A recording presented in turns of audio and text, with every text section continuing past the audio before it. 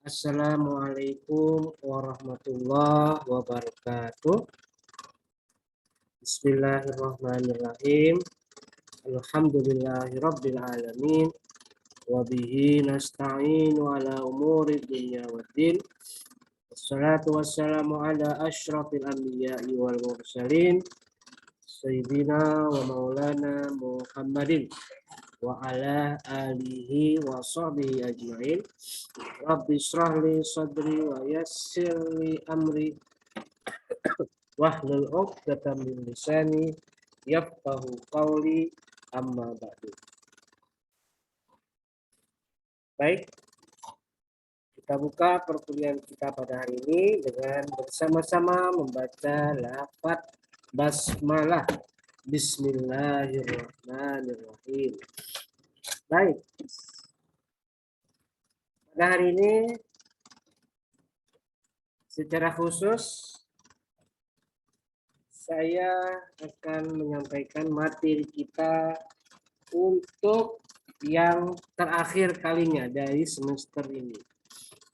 Dari semester ganjil tahun akademik 2021-2022.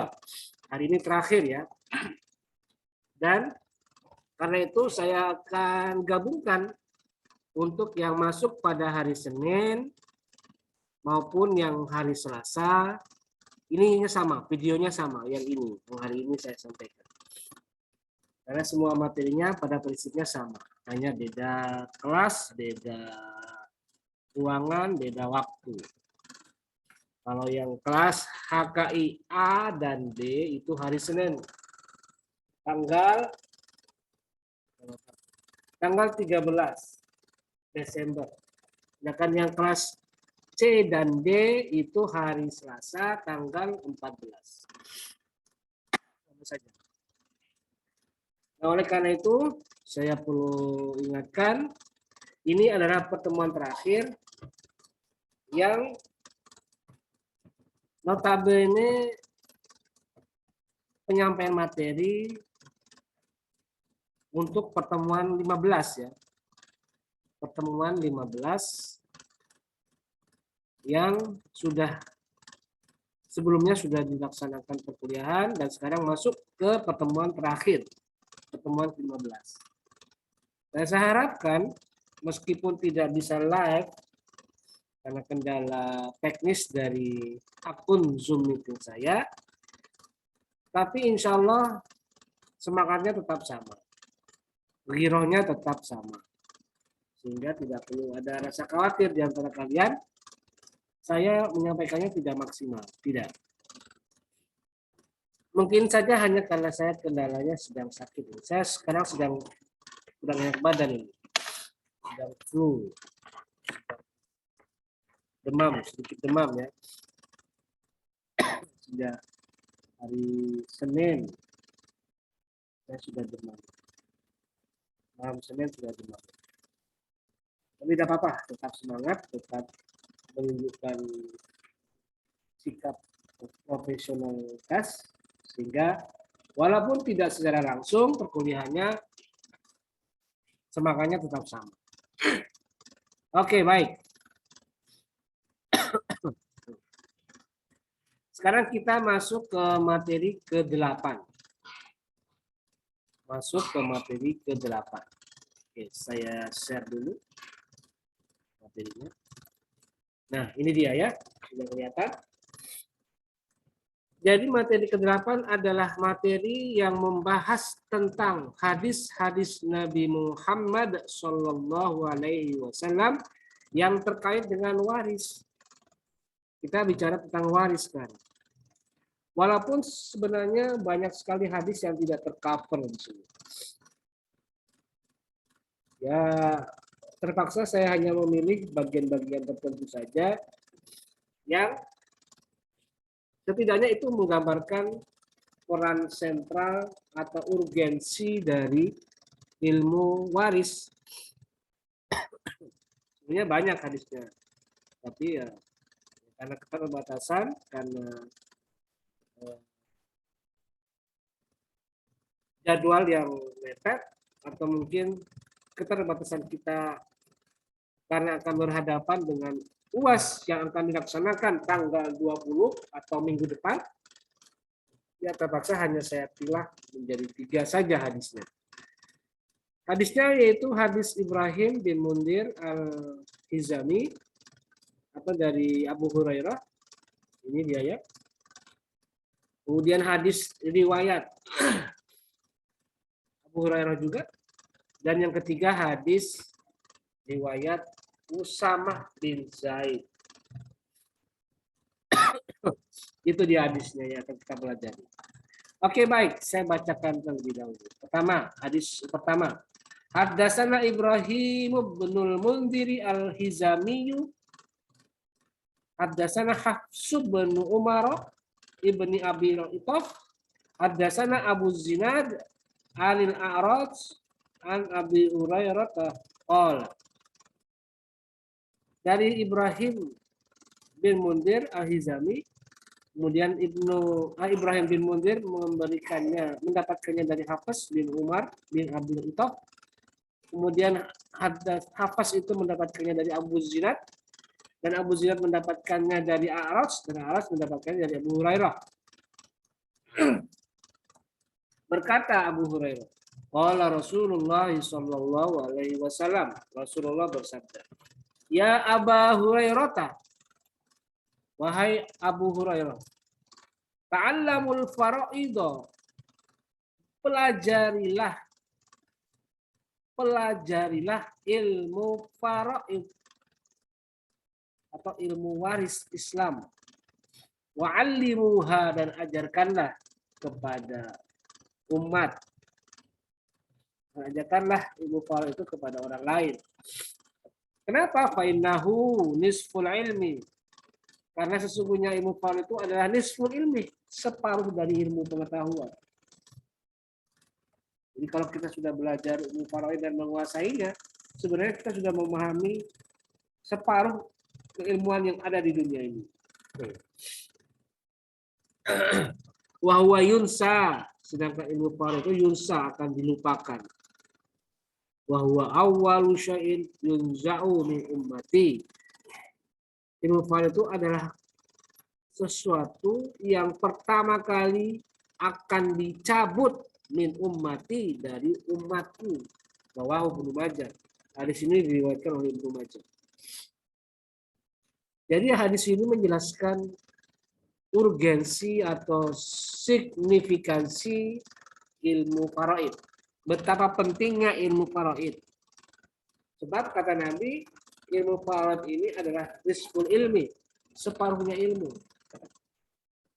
Dan bahkan kata Nabi, Nabi mensinyalir ilmu inilah yang akan dicabut dari umat nanti. Pelan-pelan akan hilang, akan punah, akan tergerus oleh zaman dan waktu. Ya wajar ya. Karena ilmu ini sudah akan berhadapan dengan keridhaan antara ahli waris. Misalnya ahli waris itu dapat, ibu dapat dari suami, dari anaknya yang meninggal. Tapi ibu itu rela, ya sudahlah, saya demi anak-anak, demi cucu-cucu saya rela jatah saya kasih kepada anak saya. Sudah, yang penting apa? Gunakan uang atau gunakan jatah waris saya dari anak saya untuk keperluan anak cucu saya yang memang masih kecil-kecil dan membutuhkan biaya untuk kehidupannya. Ya sudah, saya rela, saya ridho. Adanya keridoan itu kan itu sudah mengancam, dalam tanda kutip ya, mengancam eksistensi ilmu faraid. Karena apa? Selama ahli waris tidak bersengketa, selama orang yang menjadi ahli waris itu tidak berselisih mengenai siapa yang mendapatkan jatah warisan, maka sudah selesai urusannya. Sudah selesai urusan pembagian waris. Walaupun dia masuk ke dalam kelompok yang berhak mendapatkan jatah warisan atau jatah waris. Kenapa? Dia termasuk al-furudul muqaddarah atau mungkin al-asabat dan lain sebagainya. Dan itu benar-benar kelihatan.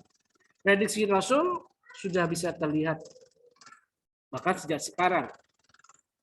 Ya sudah dilupakan.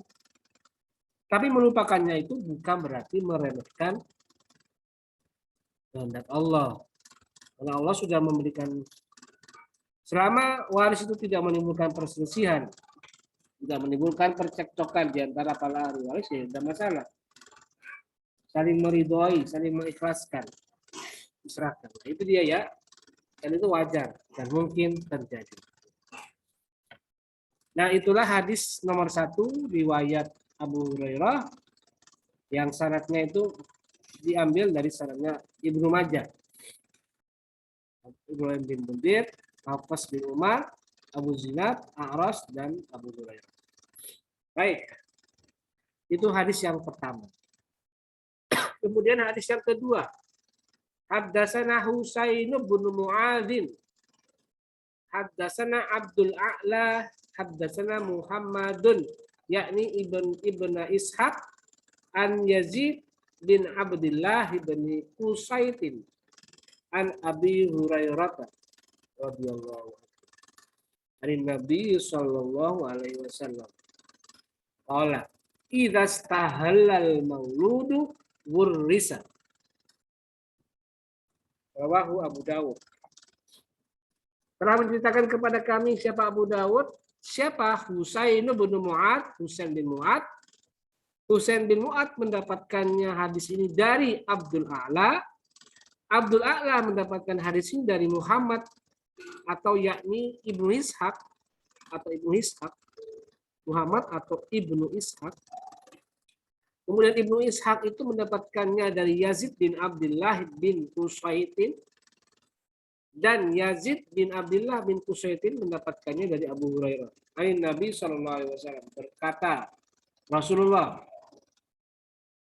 idza stahallal mauludu wurrisa. Kata Nabi, jika istahalla, apa namanya? Menangis. Al-mauludu, anak yang baru lahir, wurrisa, dia mendapatkan waris. Jadi hadis ini menjelaskan kendati pun ketika ada warisnya wafat atau mungkin bapaknya wafat, dia baru lahir ketika itu, dia tetap mendapatkan hak waris. Jadi tidak dipilah, tidak dipisah. Bahkan sudah diprediksi kelahirannya akan mungkin bersamaan dengan wafatnya bapaknya, misalnya. Ya sudah.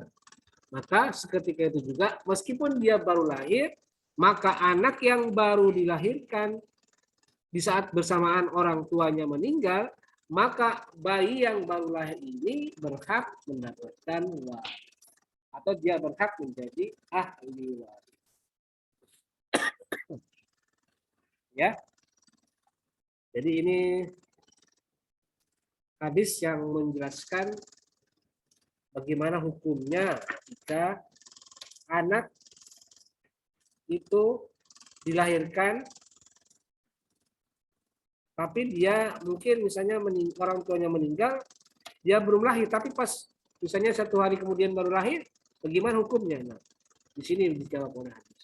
Nabi mengatakan, idza stahallal mauludu wurrisa. Nah, itu hadis kedua ya. Jelas? Yang berikutnya yang terakhir, hadis Haddatsana Abu Asimin an Ibni Juraijin an Ibni Shihabin an Ali bin Husainin an Amr bin Usmana an Usamah bin Zaid radhiyallahu anhuma anna Nabiy sallallahu alaihi wasallam qala la yarisul muslimul kafira walal kafirul muslima. Rawahul Bukhari wa Muslim. Haddatsana Abu Asim telah menceritakan kepada kami siapa Bukhari dan Muslim. Siapa dia? Abu Asim. Abu Asim. Abu Asim mendapatkannya dari Ibni Juraij. Ibni Juraij mendapatkannya dari Ibnu Syihab. Kemudian Ibnu Syihab mendapatkan dari Ali bin Husain. Kemudian Ali bin Husain mendapatkannya dari Amr bin Utsman. Kemudian Amr bin Utsman mendapatkan hadis ini dari Usamah bin Zaid. Maka kemudian Diceritakan oleh Usama bin Zaid bahwa Nabi pernah bersabda, la yarisul muslimul kafiro, tidak berhak mewarisi siapa al-muslim, orang yang beragama Islam, al-kafiro, dari orang yang kafir atau orang yang berbeda agama, non-muslim. Dan walal kafirul muslimah, demikian juga orang kafir tidak berhak menjadi ahli waris bagi orang yang beragama Islam. Jadi hadis ini secara tegas menjelaskan mamnu'ul irsi, ya. Mamnu'ul irsi apa? Tercegahnya atau terhalangnya seorang mendapatkan waris, yaitu apabila satu, jika antara ahli waris dan muwarisnya itu berbeda agama. Yang kedua, jika ahli warisnya itu secara sengaja membunuh dan diketahui secara nyata membunuh muwarisnya atau orang yang mewarisi atau misalnya bapaknya. Nah, saat itu juga maka si anak jika ketahuan membunuh ayahnya atau membunuh orang tuanya, maka dia terhalang untuk mendapatkan waris. Jadi itu ya, orang Islam, bapaknya Islam, tapi kemudian anaknya murtad, keluar dari Islam, maka anak yang murtad ini tidak berhak mendapatkan jatah waris dari orang tuanya karena berbeda agama. Demikian juga sebaliknya, bapaknya murtad, anaknya tidak berhak mendapatkan waris. Nah, itulah 3 hadis yang sudah saya jelaskan. Memang secara ini memang singkat ya, tidak panjang. Sebenarnya masih banyak hadis-hadis lain. Ada mungkin sekitar 10 hadis, tapi sengaja saya tidak tampilkan semuanya. Karena pertimbangannya ini menyangkut jatah waktu yang tersedia. Jadi saya hanya menampilkan 3 hadis saja. Nah, berikutnya adalah di mana hadis yang harus dihafalkan ya. Oke, baik, saya jelaskan dulu. Untuk hadis yang dihafalkan pada saat berikutnya itu adalah hadis nomor 3. Ini ya, yang ini ya. Ini yang saya blok nih ya. Dihafalkan matanya ini dan artinya. Ini. Dihafalkan. Tidak banyak kok, sedikit saja. Tidak usah ke bawahnya. Tidak usah ini ya. Dan perlu saya sampaikan juga bagaimana mekanisme penghafalannya. Sebab begini, karena minggu depan itu kita sudah ada UAS. Jadi pertanyaannya bagaimana Pak caranya biar hafalan? Nah, untuk sesi hafalannya atau cara menghafalkannya yaitu dengan kalian buat video. Ya, buat video. Ingat, buat video. Ya sama persis seperti minggu yang lalu ketika kalian sekolah hafalan. Karena saya ada kesibukan, karena saya ada kegiatan lain mendadak itu. Nah itu bisa buat video seperti itu. Nanti saya akan buatkan assignment-nya di Google Classroom. Jadi saya ingatkan pada kalian, silakan kalian hafalkan hadis nomor 3. Hadis riwayat Usama bin Zaid tentang la yarisul muslimul kafiro walal kafirul muslimah tadi. Dihafalkan matan dan terjemahnya. Dan perlu saya sampaikan bahwa dalam proses pembuatan video perlu diingat hal yang harus diperhatikan. 1, tolong kalian buat videonya dengan kamera kalian. 1, buat video dengan kamera kalian atau mungkin bisa pinjam. 2, ingat atur posisi jarak kalian duduk dengan HP, jangan terlalu dekat. Jadi supaya wajah kalian bisa terlihat dengan jelas. Ya, jadi agak jauh, jarak sekitar 3 jengkal tangan, itu agak jauh dikit. 3 jengkal tangan atau 4 lah ya, 4 agak panjang. Tuh posisinya. Ya nanti diatur lah gimana baiknya. Jangan sampai jatuh misalnya. Nah, kemudian ketika proses hafalannya, tutup mata, ya, pejamkan mata, merem kata orang Serang, merem ya, tutup mata, pejamkan mata, supaya kalian bisa meyakinkan kepada saya bahwa kalian benar-benar hafalan. Itu maksud saya kenapa saya tetap mendisiplinkan diri saya ketika kalian hafalan harus tutup mata. Karena terus terang saja ya, ini jujur aja ya. Ketika kalian hafalan tuh, misalnya waktu kemarin-kemarin itu ada yang kelihatan baca itu.